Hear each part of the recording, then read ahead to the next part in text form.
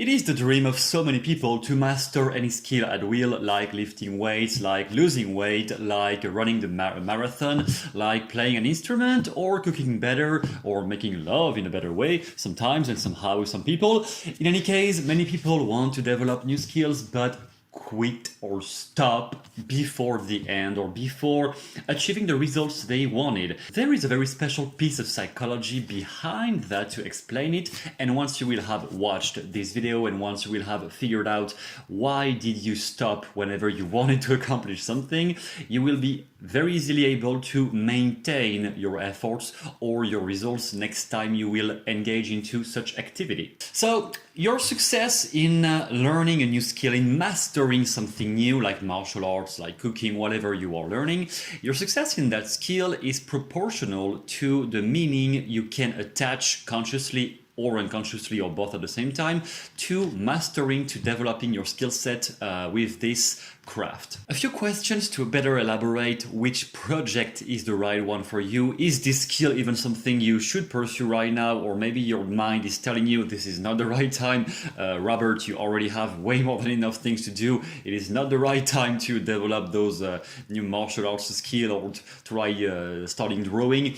Maybe it is not the right time, or maybe it is, but you have limiting beliefs. Can be one or the other, or many other problems. Basically, how this skill is going to integrate with the other aspects of my life. Right now, no matter what you want to develop a skill set into, how specifically, listen to that, how specifically is it going to integrate, merge with all the other aspects of my life, whether it is my relationships, my wife, my house, my job.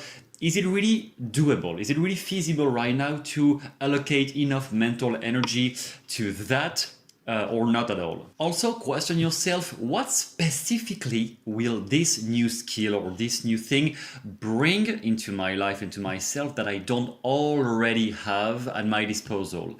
What specifically is it going to add? Is it going to add new friendships? Is it going to add more power, more sense of achievement?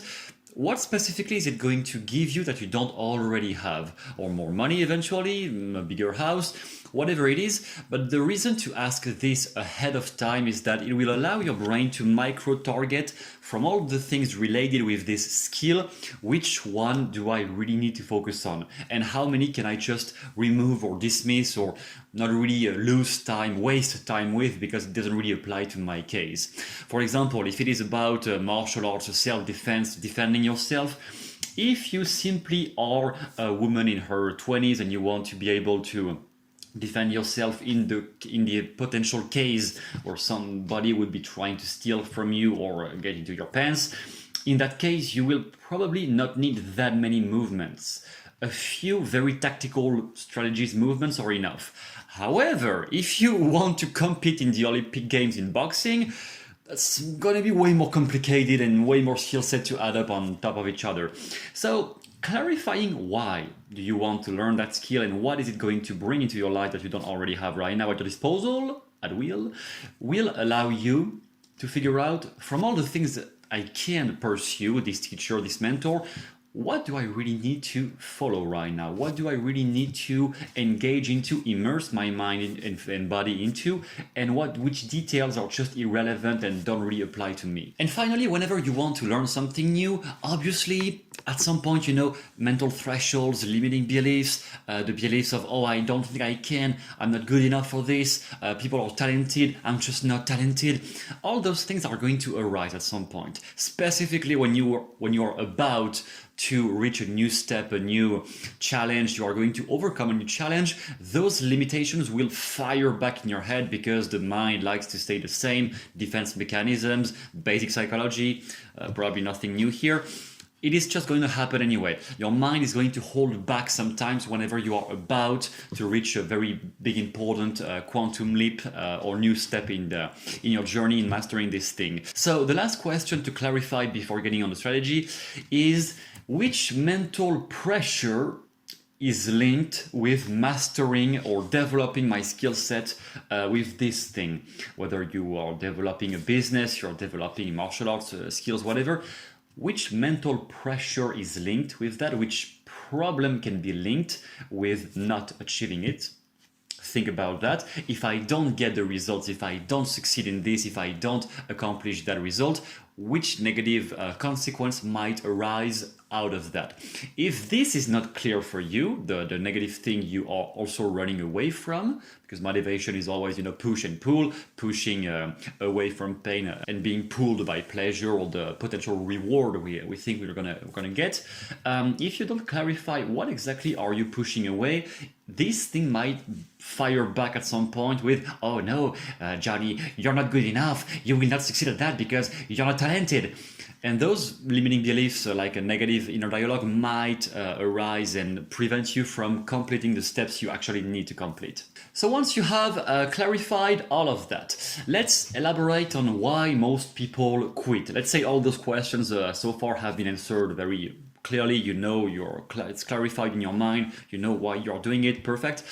Now, even with that, most people will quit in any type of endeavor, in any type of new skill set. They will just quit and stop training or stop developing their skills and knowledge before getting results, simply because of this. I am pretty proud of this graph, by the way. I just designed that this morning after 2 hours of breaking my mind on how can I clarify this for people watching. I hope this has never been shown to anywhere else. I think I am the inventor of that. Trademark Matteo's curve or graph to get out of the lazy ass mindset. Basically, whenever you want something new in your life, there is either a very high reward, potential reward you think you're going to get, or very low reward. And there can be a very low level of difficulty, very simple to do, or there can be a very high level of difficulty. Now let's clarify, and when you watch that, really notice where do you stand into all of that with the thing you want to master right now, the thing you want to develop in your life. First possibility, there might be a very high reward, a very high perceived reward. Oh, I'm gonna get a lot of money, I'm gonna get this, I'm gonna get love, I'm gonna get whatever. And there might be a very low, it might be coupled with a very, very low difficulty. It's very easy to do, very simple to do. In that case, obviously, if you are very motivated because there is a high chance of reward and it is super simple to do, obviously, you're gonna get success. Very easy. The second possibility is if we go right here, there is still a very low difficulty. It is pretty easy to do for you, but there is also a very low reward. You don't really perceive it's going to bring anything in your life. You don't have any perceived value related with learning and putting in the effort with that thing. In that case, you will probably, if it is low difficulty, you will probably have a success too, but you won't really attach any meaning to that. It won't be relevant for you. For example, can I become able to flip my pencil like this? Oh yeah, I was successful. Boom, I was successful. Was it relevant? No, there is not really any purpose behind doing that. So this fits into that category, low difficulty, but low reward. Therefore, why would I invest importance, effort, mental attachment to this? Not any reason. Then we enter into real life, which is high difficulty, because whenever you want to change something big in your life, it is going to be high difficulty at some key moments. Again, it's going to be high difficulty specifically when your mind is firing back all the limitations, the limiting beliefs, what people told you is not possible. Oh, in school I heard people who don't have a degree cannot do that, so blah, blah, blah. All those preconceived limitations are going to fire back, which creates the difficulty, and also because it might be challenging physically. Maybe the thing you want to do can be very difficult physically. Maybe if you want to develop swimming abilities, that's going to be really exhausting for the body, stuff like that, mentally too sometimes. And if there is a very high difficulty in doing something and you don't really perceive the reward, you don't really even see why the hell would you put yourself into such a difficult position, then what's going to happen is an early quit. People are going to quit. And the same thing happens when you thought that the thing you were pursuing was really very motivating, but you still quit after 2 months. In that case, we're going to go there before the end of this video. Why did it change down the road? Very specific case, in which case it changes, and there is a way to not make it change and still maintain the motivation and accelerate the progress. But so if your mind stops perceiving the reward, if your mind stops perceiving the value you may get later out of doing this, you will just not put in the effort, honestly. And your mind will stop reframing your own limiting beliefs, so you won't keep moving forward. You won't keep making progress, basically. And finally, we have the million-dollar question, because the biggest situation that in real life, like everyone is falling into that category anyway, is high reward, high difficulty. You want something that you know is going to be great. Either it is more money or more people in your life, more quality people in your life, or you want to change your environment, get into a bigger house, get this new position at the job, or engage or have a better body. All those big rewards that you know are going to be valuable, but it is also high difficulty. In that case, in your opinion, what does happen specifically? Well, we are simply going to allocate different mental resources and a different meaning, and we're going to make the separation here between people who quit and people who succeed, because in the end, as I said, this is the only category you are really going to fall into in your life. So the idea is how to transform this into a success, because in the end, high reward, low difficulty, let's get real, it's not going to happen. Maybe once in a lifetime we'll get something for nothing, for no effort. Once in a lifetime, twice maybe, but most likely it's not going to happen. Very low difficulty, low reward. Many things can be like that, but you don't even want them, because if you don't perceive the value of that, why engaging into such activity?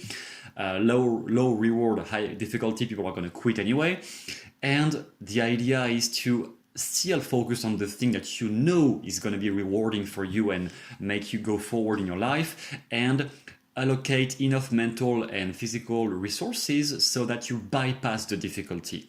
You allocate enough reframing ability for your mental limitations and enough energetic resources so to wake up in the morning, to all of that, so that you bypass all the difficulty and you overcome the challenges that are going to be linked anyway with getting that reward. So the big question is, what specifically does define a reward? What specifically defines something that your mind perceives as rewarding, as valuable enough for you to put in all the effort necessary to get it and not quit before the end? That is the essence of this video, because no matter which path you are into, whether you want to join the militaries or just want to be an artist, whatever you want to do, it is not that you can't learn fast. I don't care what psychological or personality tests told you, or what school told you, or whatever.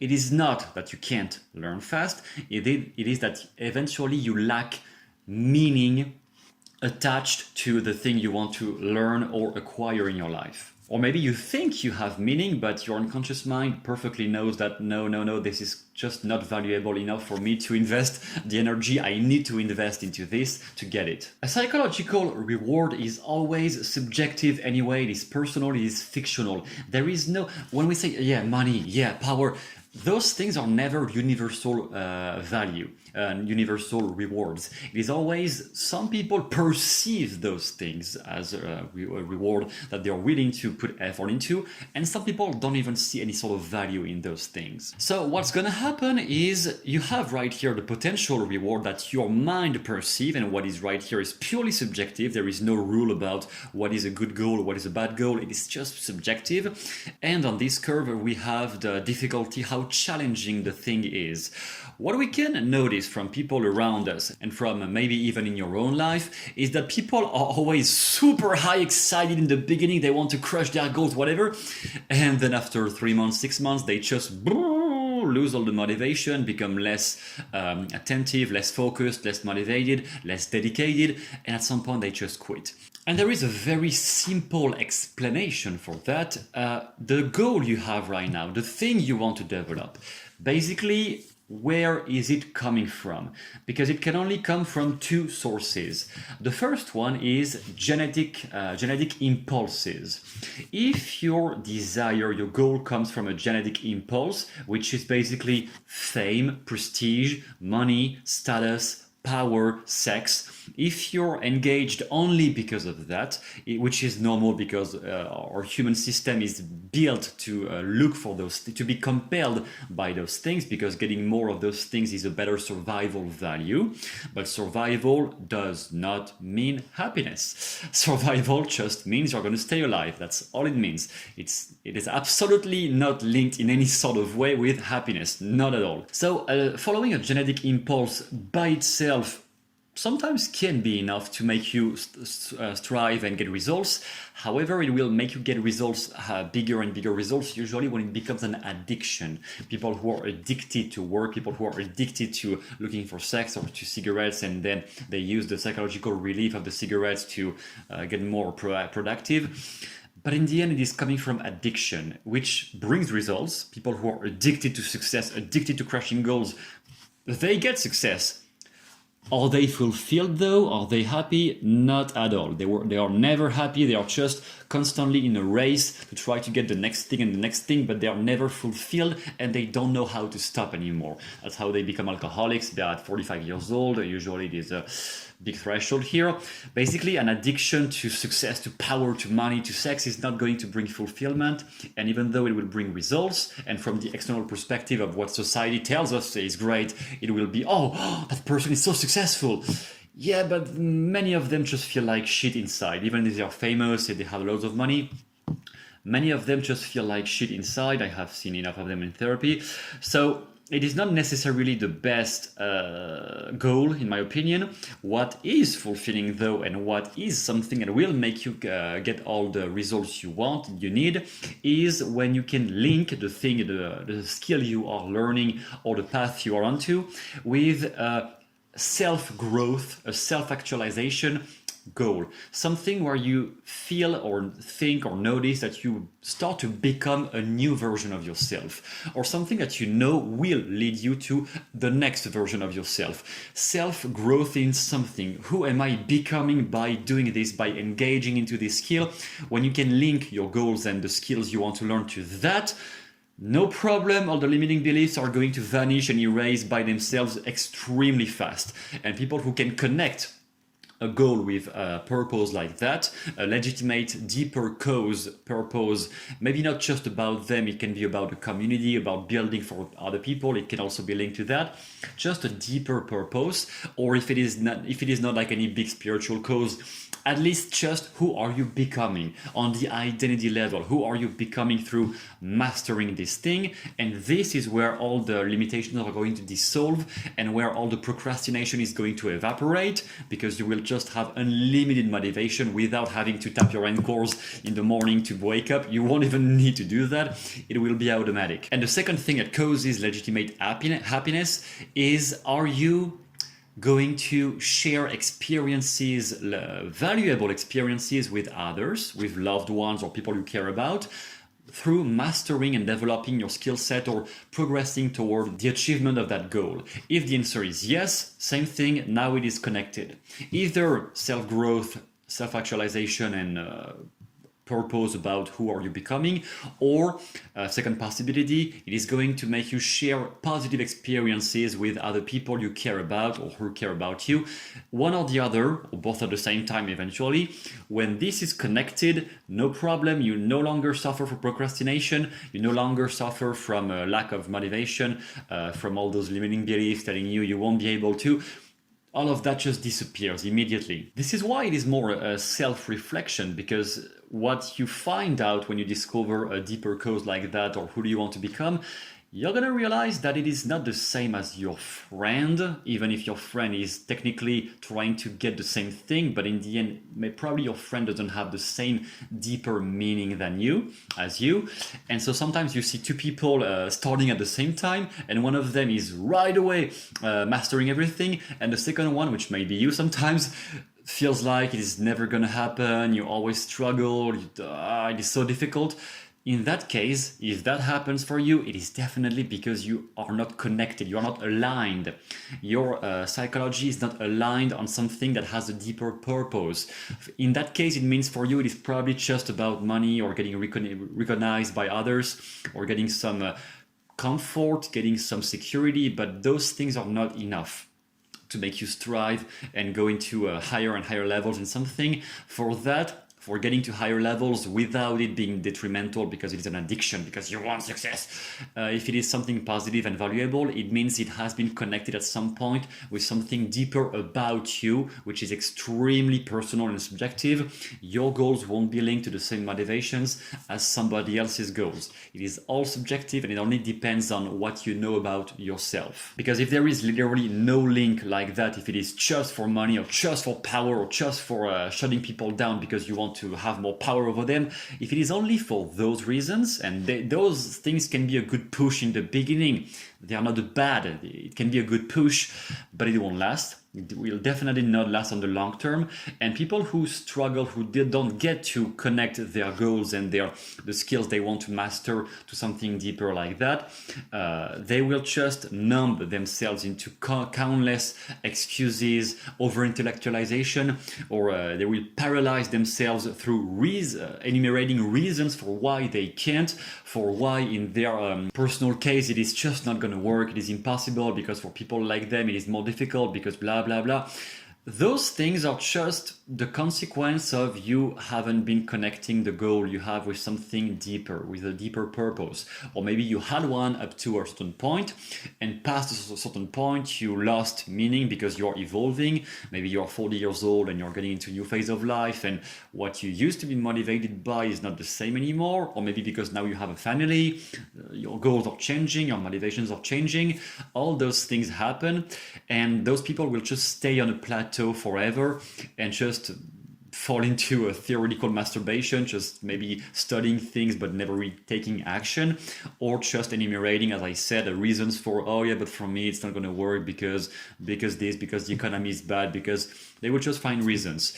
A great line from Igor Ledachovsky that I find particularly interesting is, there are the people who, there is basically two categories of people in this world. There are those who find solutions that get results, and there are those who find reasons for why they don't get results. That was a hard pill to swallow for him when he heard it, as he said, and this is a hard pill to swallow for everyone, I think, even for me, but I can definitely acknowledge personally, yes, it is true. When we start enumerating reasons for why we can't do that, why we are not good enough for this, it is just that we have lost a connection with something that compels us. And once that connection is made again with the thing that compels you beyond the genetic impulses, then you will strive on every goal you can possibly have. And that is the end of this video. I hope you enjoyed, and you can download in the description the manual on NLP, where you can better elaborate on which part of NLP do you want to follow and how can you learn more about it.